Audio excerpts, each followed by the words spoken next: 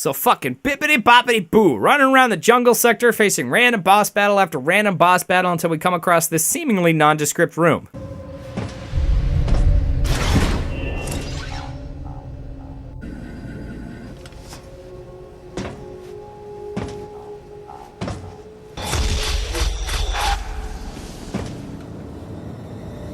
Do we need that? Oh, cool, a dead guy. Wait, I mean, a dead guy! I've never seen a corpse before! The large cage-like booth looked like something had been raised in it. No fucking shit! And in one corner was the miserable form of a researcher's corpse. No fucking shit! This victim hadn't sustained the same injuries. Don't The dead I'd seen had been torn apart. Ugh, this shit again?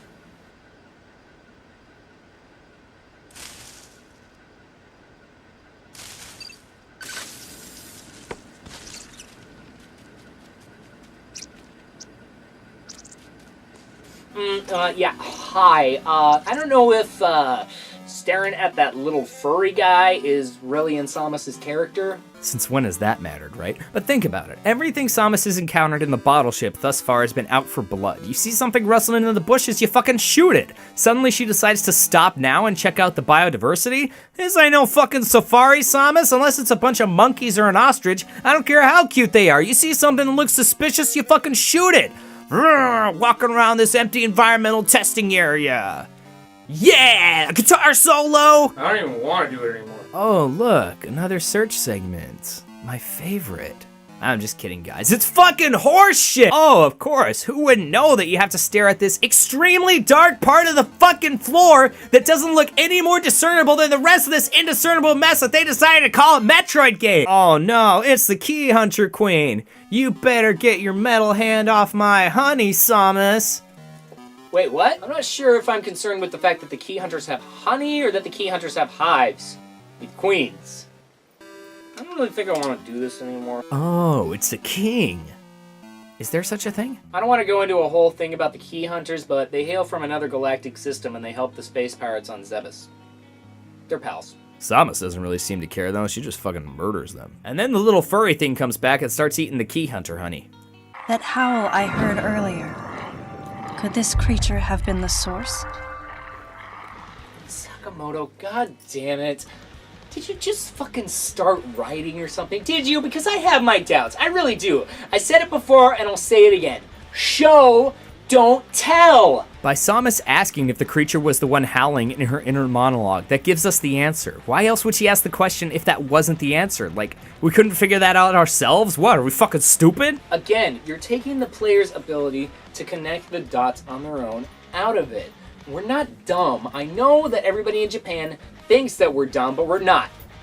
Most of us are, but I'm not. Sakamoto underestimates our intelligence so much that they need to give us a clue the size of a fucking 747 to elicit a thought process that would make us arrive at that conclusion. What if instead of Samus asking this question, we instead hear the howl again and see little birdie again, and then using our basic fucking brain functions, we would say to ourselves, oh, every time I've heard the howl, I've seen little birdie. That must be the creature howling. He must be the bad guy after all. Oh, but wait, we already know he's the bad guy. Just fucking look at him!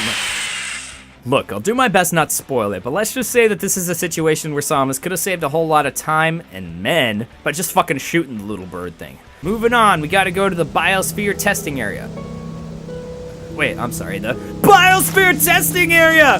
Ah! Boo, it's a horror game now. Actually, I have to be fair. This segment I found to be one of the more atmospheric of the game. I especially like the main control room with all the computer consoles and monitors. It helps to establish that feeling of being watched by some sort of presence in the station. The emptiness of the room, yet still functionality of the computer systems, is also a bit jarring. It's kind of a shame that this room wasn't used more extensively throughout the game.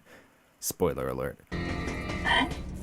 Oh my god, it's a cracked door! What mysteries could possibly sleep inside? What sort of diabolical force could have opened this door? Oh, maybe it was the team that Adam told you were already there.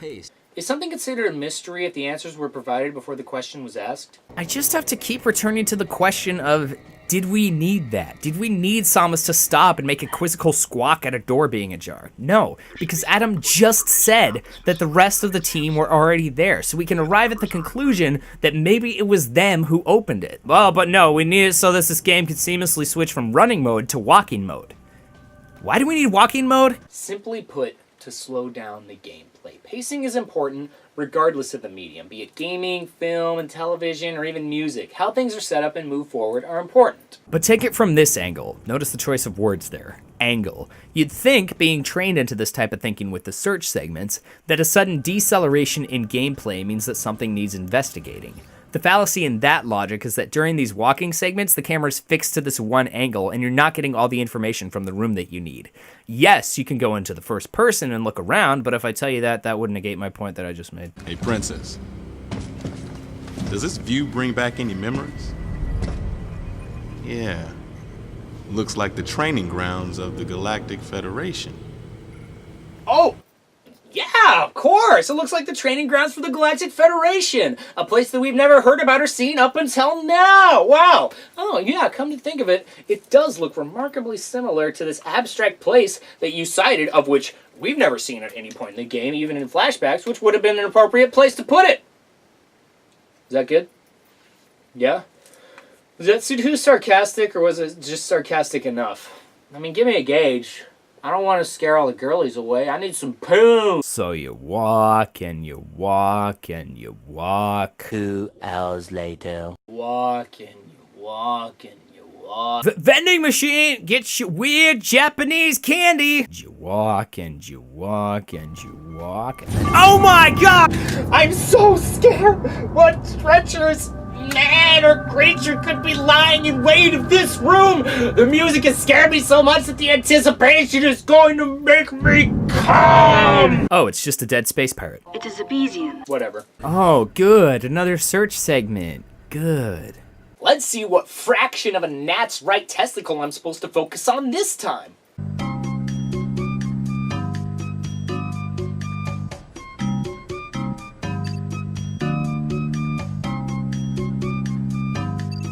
Oh, of course! The insignia smaller than a fucking protozoa's anal fissure! I quit! Protozoa's anal fissure? What the hell did I write that for? But it's been cybernetically enhanced. What is this thing? Hey, you guys remember in Metroid Prime how they experimented with Phazon to make elite pirates? I'm pretty sure there was some cybernetics involved in that, like with the grenade launcher and wavequake generators. That's right. I remember that they're called wavequake generators. Or you remember how in Metroid Prime 3 they gave PEDs to all the space pirates so they could go into hyper mode? I'm guessing that wasn't a seamless transition, and there was probably some integration of cybernetics in there to help streamline the hyper mode function. Or you remember how Ridley died and they brought him back as Meta Ridley? He got a lot of cybernetics in his nervous system. Yeah, so why is this a big deal? Okay, I think I get it now. Remember how I was talking about how a popular theory is that this game negates the Prime series ever existing? I think I have a reason. Because Samus clearly saw all this shit in her previous adventures that would make her come to expect this and probably not bat an eyelash at it. Oh, cybernetic space pirates? Yeah, seem to remember fucking splattering them all over the walls. Ah, Ridley's still alive? Yeah, they have a way of bringing him back. Wouldn't surprise me. Oh, there's this thing. It's called the dad body. Oh. What the hell is that? The only other logical explanation is that Samus is surprised at this because she's a fucking idiot and can't remember shit she's seen. Therefore, the way that fans have come to deal with this is by saying that the game exists in a separate canon where the Prime series never happened because they'd much rather 3 great games didn't exist than have their heroine be a fucking retard. What's that? I can't say retard anymore? Oh my god, I'm so sorry. That's not kosher? What, can I say kosher? Aw, fuck me. Site Manager and Development Director, Dr. Madeline Bergman. Oh, that's why I can't say kosher, because there's a Jewish character in this game. I don't want to offend her. Wait a minute. The only Jew in this game is a doctor? That's racist, man. What's that? I can't say Jew anymore either? Use of bioweapons is strictly prohibited.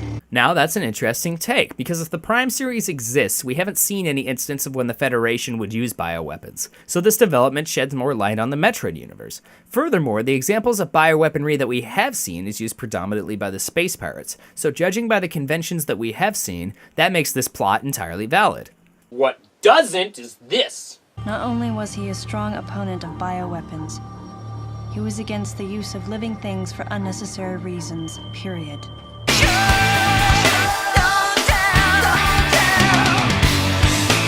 So rather than go into a long-winded explanation about how that's poorly written and we should have had some sort of dialogue or flashback that would allow the player and audience to know this about Adam, I'll just tell you that we should have had some sort of dialogue or flashback that would have allowed us to know this about Adam.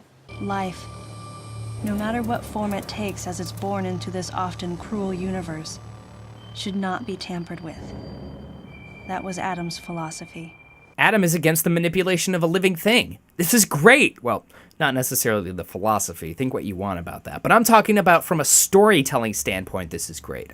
Or it could have been great, I should say. Samus was adopted and raised by the Chozo when she was 3. Everybody already knows that. And she was infused with Chozo DNA so that she could survive the harsh Venusian atmosphere of planet Zebes. Samus's biological makeup was tampered with so that she could adapt better to her new home, and later the Chozo used this to train her to be a bioweapon and save the galaxy. Knowing that Adam doesn't like the manipulation of any living thing, wouldn't he be against the Chozo's decision to mess with Samus's innards?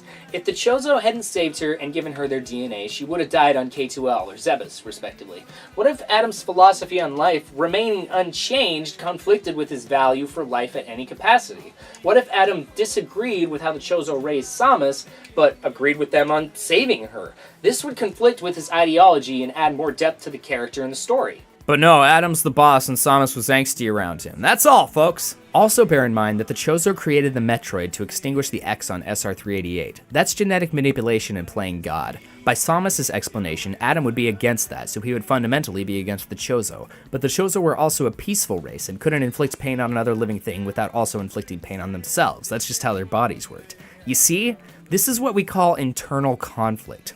Good writing is when both sides have their value and it's ultimately hard to decide which one is right or wrong. This is why games like Mass Effect are acclaimed for their story, because the characters all have their values, which may or may not conflict with other values that have merit of their own. But no, Adam was her old CEO and she was angsty around him. The only part where this is semi-explored is where Samus reveals that Adam was sympathetic to her disposition. I feel like Adam would probably take pity on Samus and her disposition, and most definitely probably feel like he had to be some sort of role model or father figure for her. I really do. I hope that my message is becoming clearer to you guys. I don't like this game for any one reason. It's not the voice acting, it's not the plot, it's just that if the writers would have stopped to think about it for a minute, this could have been a really well-written story, and in turn, that would have translated to a very well-crafted game. I'm not blowing smoke out of my ass here. I know what I'm talking about. I'm a smart guy, which is why it upsets me that they couldn't just take more consideration into adding depth to characters that was already there to show.